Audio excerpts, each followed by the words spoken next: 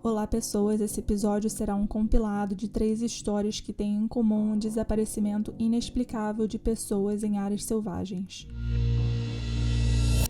Tom Messick era um veterano do exército. Ele havia servido em uma divisão de paraquedistas de elite, ele ensinava classes de treinamento de sobrevivência e ele amava caçar. Por cerca de 55 anos, ele e o mesmo grupo de amigos costumavam caçar em uma área específica no estado de Nova York. Em novembro de 2015, Tom e os seus amigos foram caçar nessa mesma área como de costume. Eles saíram um pouco mais tarde e chegaram por volta do meio-dia. Para recuperar o tempo perdido, eles decidiram usar uma técnica chamada Deer Drive.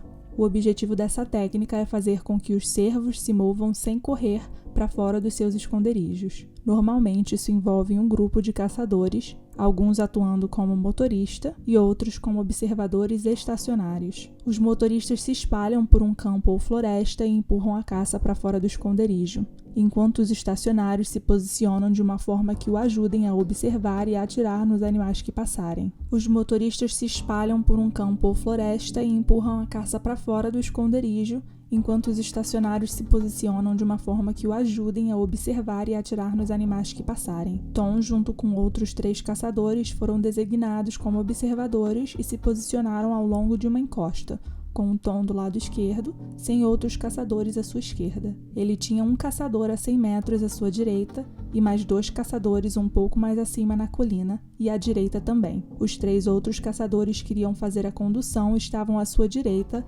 atrás dessa colina, onde iriam tentar empurrar os carros por cima da colina na direção da linha dos observadores. Depois de 3 horas, sem ver nenhum cervo, eles começaram a comentar também o fato de que não parecia haver qualquer vida selvagem naquele momento. Nenhum esquilo, nenhum pássaro, absolutamente nada, apenas silêncio, o que era muito estranho para aquela área, considerando que o grupo caçava naquela área há 55 anos, tinham uma boa compreensão do que era normal e do que era anormal. Um dos observadores que estavam perto de Tom, a cerca de 100 metros de distância, se lembrou de ter ouvido sons de assobios e estalos, mas nenhum barulho de animal. Naquele momento, ele não pensou muito nisso até voltarem para os seus carros após cancelarem a caçada por não terem tido muito sucesso. Eles não encontraram o Tom, eles voltaram no local gritando pelo Tom, chamaram ele pelo rádio que tinham e não houve qualquer resposta do Tom. Eles sabiam que o Tom era extremamente competente, então resolveram esperar no carro para ver se ele iria aparecer. Eles sentaram-se lá esperando e o Tom simplesmente não apareceu. Eventualmente, os caçadores informaram aos guardas florestais que o Tom estava desaparecido. Uma enorme busca foi lançada por Tom, com helicópteros, equipes profissionais de busca, e não havia um vestígio dele. Não conseguiram encontrar o seu walkie-talkie, não conseguiram encontrar a sua arma, não encontraram roupas, nem nada mais. Ele simplesmente desapareceu. No 4º dia da busca, o FBI aparece e se envolve na busca, o que não faz muito sentido, porque o FBI estaria se envolvendo 4 dias depois em uma busca por um caçador sem sinal de assassinato ou nada parecido. Não fazia muito sentido e tudo o que disseram à esposa de Tom é que acreditavam que algo estava errado com esse caso, e por isso eles estavam ali, mas não podiam elaborar a menos que mais informações chegassem. Mas nada nunca apareceu. Embora o Tom fosse um pouco mais velho, ele literalmente ensinava aulas de sobrevivência em florestas. Ele também caçou nessa área por 55 anos, então conhecia muito bem aquela área. Como é que ele não foi capaz de sinalizar que algo estava errado e todas essas pessoas, incluindo o FBI, não conseguem encontrar nenhum vestígio dele?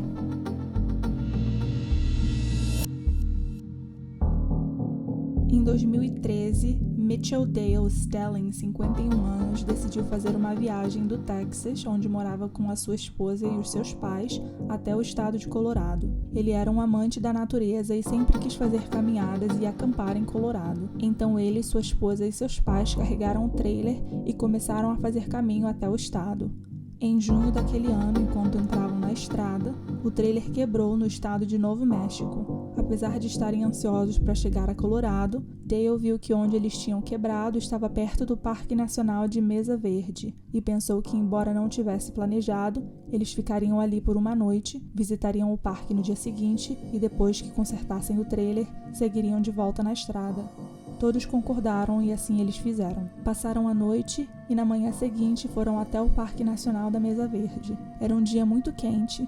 A esposa de Dale tinha alguns problemas de saúde e os pais de Dale eram idosos. Então, quando chegaram ao parque, acabaram apenas sentados no centro de visitantes. Ninguém realmente queria sair e caminhar por ali o dia todo, mas Dale era um caminhante ávido e não gostava da ideia de ficar parado o dia todo. Então, em algum momento, o Dale disse que iria acampar por uma trilha ali na área até as ruínas da cidade abandonada. Havia uma cidade ali que havia sido construída em uma espécie de falésia e muitos turistas visitavam aquela área. O Dale partiu. Dale fez parecer que seria uma viagem muito rápida. Então, quando ele não retornou em 2 horas, sua família decidiu contar aos guardas florestais. Os guardas, na verdade, não estavam preocupados. Disseram que nunca ninguém desapareceu ali e que era muito difícil de se perder naquele local. Há muitos turistas, trilhas bem marcadas, então convenceram a família a esperar por mais algum tempo e se ele não aparecer, então sim eles iriam iniciar uma busca. Mas depois de cerca de 1 hora, ainda sem sinal de Dale,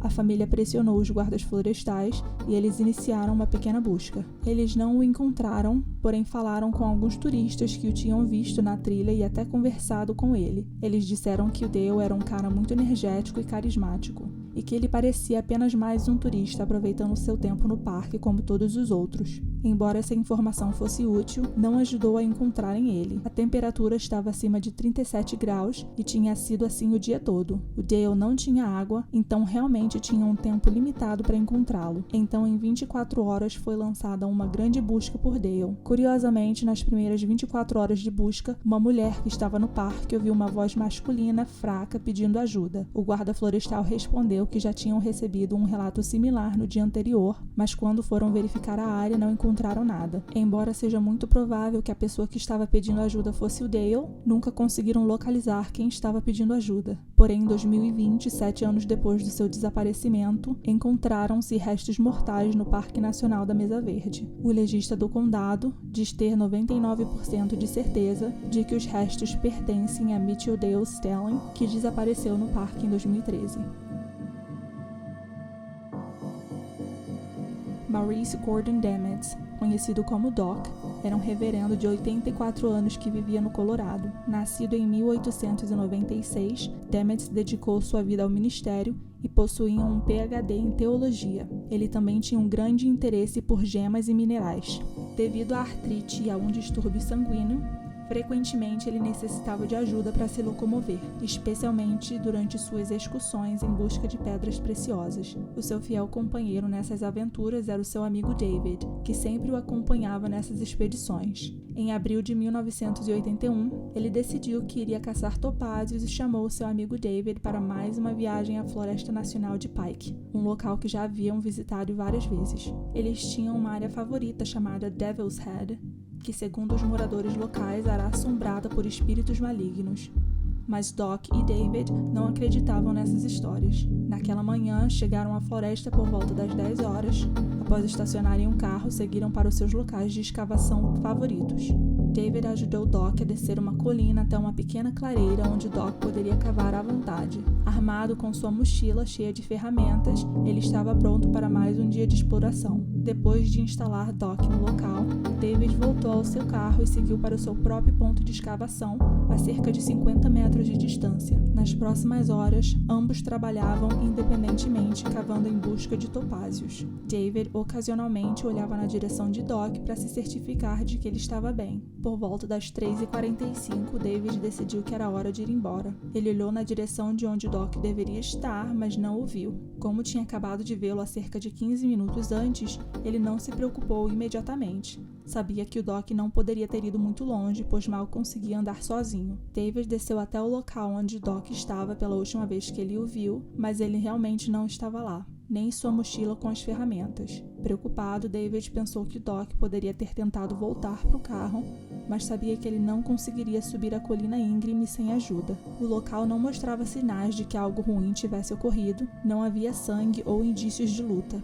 Desesperado, então, David subiu até o carro, mas o Doc não estava lá. Ele entrou no carro, começou a buzinar e a gritar pelo seu amigo, mas não houve resposta. 3 motoristas que passavam viram a situação que o David estava e pararam para ajudar. Ele contou a eles sobre o desaparecimento do seu amigo e todos começaram então a procurar pelo Doc, mas nada encontraram. As autoridades foram chamadas e nos dias seguintes houve uma busca intensiva na área, com a participação de cães farejadores e centenas de pessoas, mas nada foi encontrado.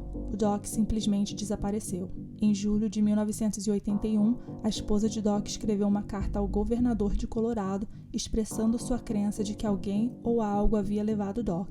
Ela solicitou uma investigação mais abrangente sobre o desaparecimento dele. No entanto, a carta não recebeu resposta. Maurice Gordon Dammitz foi oficialmente declarado morto em 1990, após estar desaparecido por 9 anos. Foi somente quando David Paulides apresentou o caso de Doc Dammitz em seu documentário que a investigação foi brevemente reaberta. Até o momento, não há novas atualizações ou detalhes adicionais sobre o paradeiro de Doc. O que realmente aconteceu com o reverendo permanece um mistério até hoje. Não houve sinais de luta, sangue ou gritos por ajuda, o que sugere que ele não foi sequestrado ou morto por algum animal selvagem. Suas ferramentas desapareceram com ele, talvez ele tenha se afastado para se aliviar e se perdeu na natureza. Dada sua condição médica, ele não poderia ter ido muito longe, mas considerando o terreno, ele poderia ter facilmente ficado preso em algum lugar ou se escondido de propósito. O desaparecimento de Maurice Gordon Dammitz, Doc, continua sendo um enigma e até hoje o seu destino permanece desconhecido.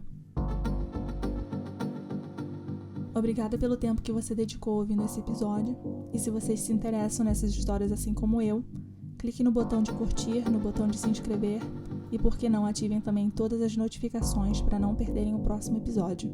Até a próxima!